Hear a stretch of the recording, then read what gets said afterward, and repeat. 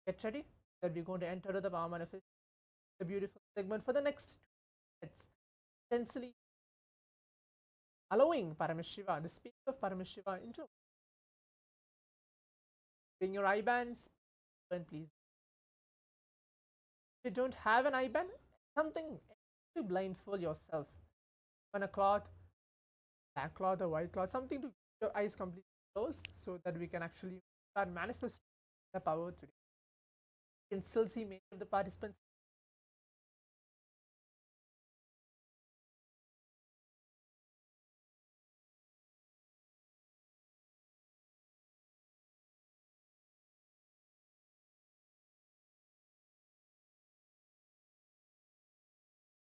Yes. As now I'm going to be reciting the Shastra Pramana, the scriptural reference to manifest the power of third eye. How this science of power manifestation is there. All of us that can bring us in the tremendous space of powerfulness, space of oneness to connect with whoever might you may be. Maybe you are the first time for actually manifesting power, or you are not even actually manifesting for the past 2 has been complete have been over since the program has been started and still going on. But if you have not actually had a breakthrough in the power manifestation, especially the power of third eye, it's never mind. Again, listen to the Shastra Pramana where Bhagavan Paramashivam himself very beautifully tells that every single power manifestation, all of you might throughout the session, in every day's Paramashivoham session, we are actually manifesting more plus powers. In one of such powers are this, the power of third eye. In around the total, there are more than 400 plus powers revealed by Bhagavan Paramashivam. Every single power manifestation is authenticated, validated, not like Swamiji actually found the whole power manifestation, not at all. It has been lost, the science has been lost, and Swamiji, who is incarnation of Paramashiva himself, who has come down, the human, as now initiating all of us through the science of power manifestation. So I'll be reciting the Shastra Pramana and the translation for it, and then enter to the power manifestation. Kapalantarmano nyasya tishthanmitalochanaha ramena manaso dadyat lakshayed lakshamuttamam.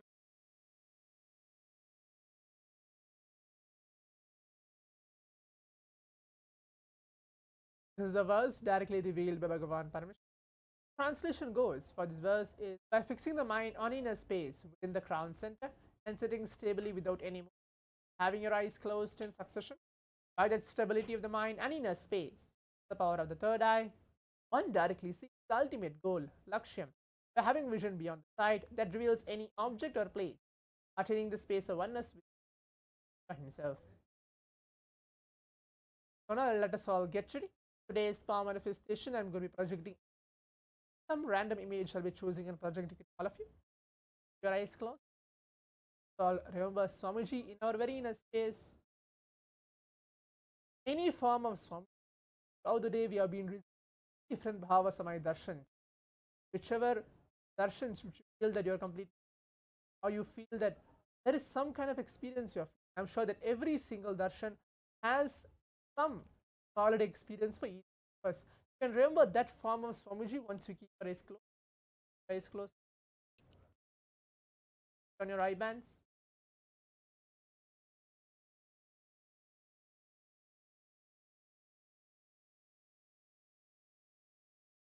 Let us all sit straight, close your eyes. Visualize Swami or inner space.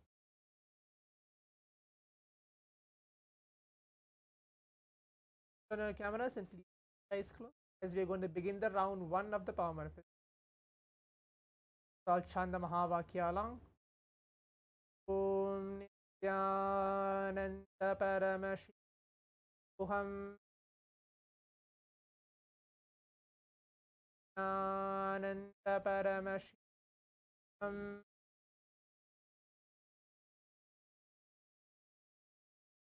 Paramashivam. I'm going to project the